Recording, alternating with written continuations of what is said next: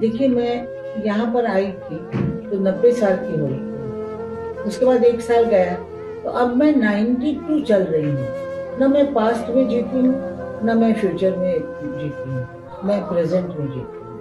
अभी मैं 92 हूँ, 92 पे चल रही हूँ। तो मुझे अभिमान होता है कि मैं इस वक़्त भी चल सकती हूँ, सब काम कर सकती हूँ, गाना गा सकती हूँ।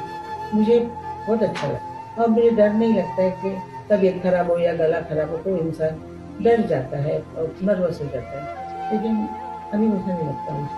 नमस्कार, मैं हूँ आशा भोसले। बाहर बन के आओ कभी तुम्हारी दुनिया में।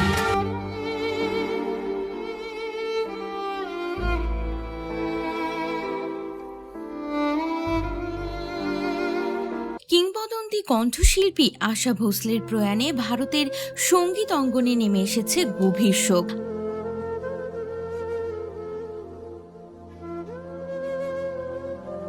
আজ রবিবার দুপুরে ৯২ বছর বয়সে শেষ নিঃশ্বাস ত্যাগ করেছেন তিনি। দীর্ঘ কেরিয়ারে অসংখ্য চলচ্চিত্র গান গেয়ে এবং শাস্ত্রীয় সঙ্গীতে নিজস্ব অবস্থান তৈরি করে তিনি হয়ে উঠেছিলেন এক অনন্য নাম।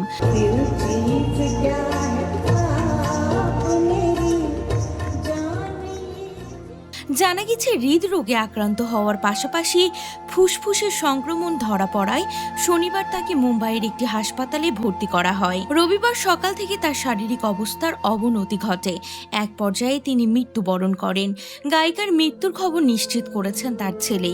ভারতীয় সংবাদ মাধ্যমকে তিনি বলেন, আমার মা আজকে মারা গেছেন।